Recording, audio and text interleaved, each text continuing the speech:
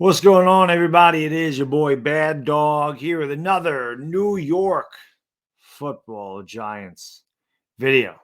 Happy Thursday, everybody. Thank you so much for watching. Thank you for clicking on the video. Always extremely grateful and appreciated that you watch the videos.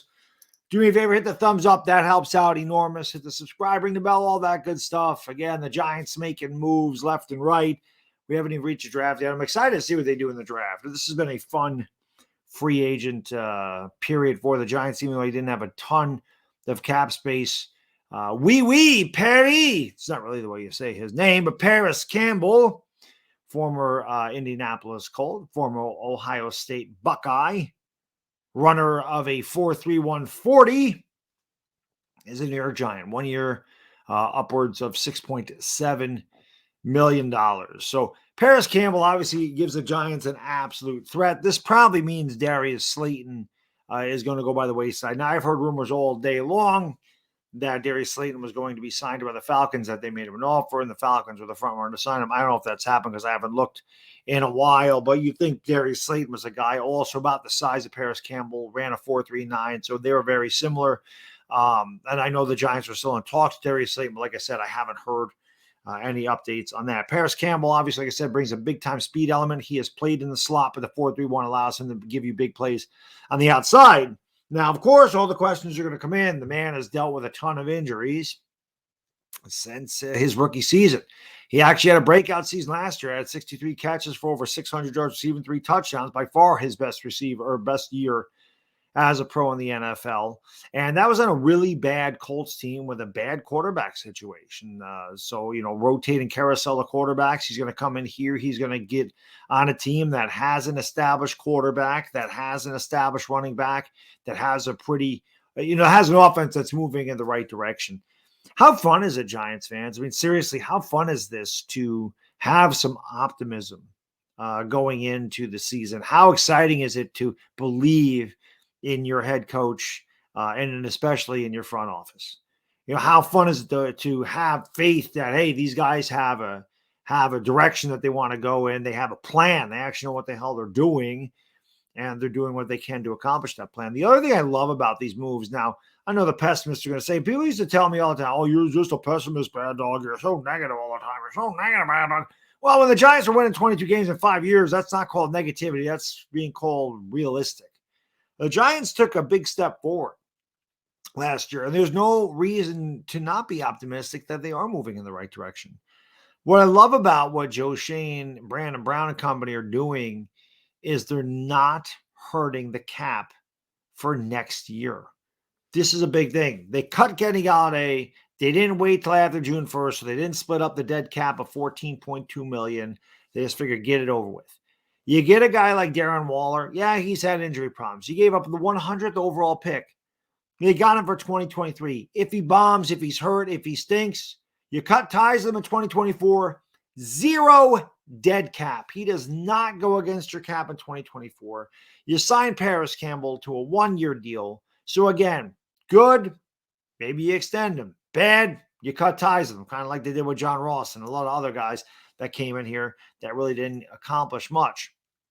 But, and again, that's a big if with the injuries, but this is kind of like a 1-year deal, 1-year, tryout, if you will. Daniel Jones, obviously getting him done allowed us to have some cap flexibility. He's only $21 million against the cap, as opposed to around 32.5, and they couldn't maneuver their money, and they ended up being able to tag Saquon Barkley. I still think Saquon's getting done. I still do believe they will work out a deal with Saquon Barkley. That's yet to be determined. But I really do love the direction that the New York Giants are going in. The Giants don't need to make a big splash because the Giants, let's face it, it's hard to make you can make a big splash and sink right to the damn bottom if you don't know how to swim, right? Dave Gettleman tried to make big splash after big splash, and we sunk like a stone. Well, Joe Shane and Brandon Brown and company are saying, we're not going to make a big splash. We're going to learn how to swim first.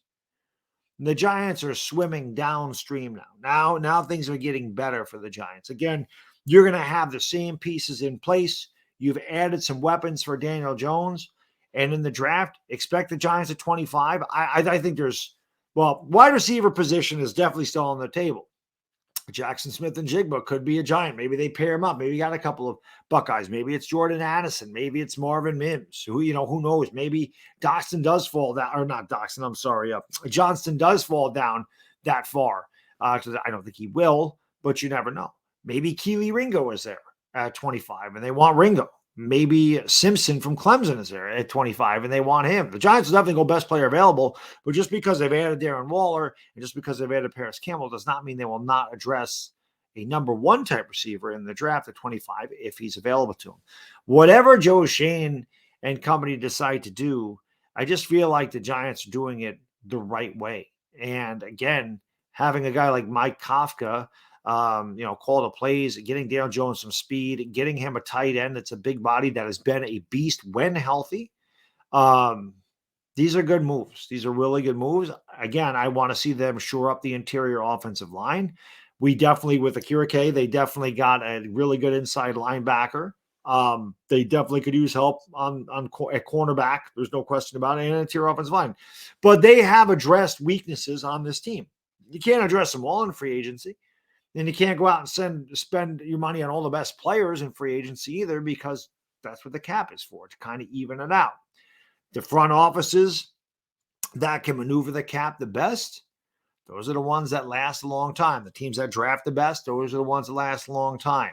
That's the type of front office you want. I've said this before. I hate the freaking Philadelphia Eagles, but you got to tip your cap to Howie Roseman. The man's a genius when it comes to the cap. And outside of drafting wide receivers, which they have no idea how to do, they draft well.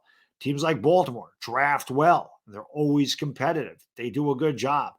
Buffalo, same thing. Draft well. They know how to work the cap. We know Shane came from Buffalo. We know Brown came from Philadelphia. We know that they worked in systems that understand and how to maneuver the cap and how to get the most out of the cap. All the intricacies that go into it, all the fine details, loopholes, whatever you want. That's their job. We'll see how they draft this year. I felt like they got some good talent last year, but a lot of it ended up getting hurt, which kind of sucks. This will be the first year that Joe Schoen and, like I said, Brandon Brown, Brian Dable, Kafka, they will all be together. They'll all sit down and they'll all decide. They scouted the players that they liked. They scouted players they thought they might need for the New York Giants and the positions they might need. And I really just like the direction that they're moving. I think this is a great move. Again, very low risk, high reward type player. I do believe this probably replaces Darius Slayton. You never know. So, the Giants, again, Sterling Shepard, a 1-year vet minimum deal. You get nothings in 2024. Campbell, a 1-year, $6.7 million deal. Nothing in 2024. Darren Waller, if he's good, you can keep him. He's signed through 2026. But if he stinks, like I said, or he gets hurt, you can cut ties with him and you get no cap penalty. So there's 3 players right there that are not going to affect the cap in 2024.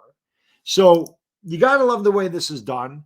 I would like to see them redo Leonard Williams' contract. I don't know if there's any talks about that. He's really taking a big bite out of the cap this year at $32 million. Like, that's a massive bite. If they could restructure that or extend him to kind of lower that cap number, that'd be great. But maybe they don't. Maybe they're like, you know what?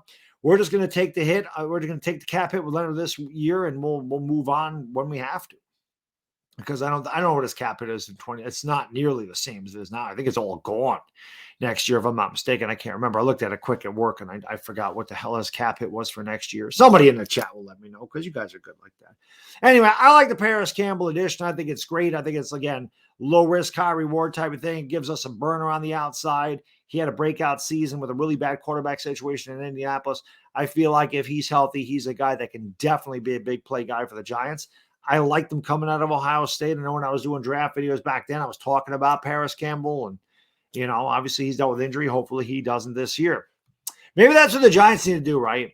We always have guys in our team that are constantly injured. Maybe we needed to get some injured guys from other teams and they won't be injured. Maybe we have to reverse the curse here. I don't know. Hopefully changing the turf helps. Anyway, that's all I got in this video. Thank you for watching. As always, it's Bad Diggy. Enjoy the rest of your Thursday, and I'll see you next time. We gone. Peace.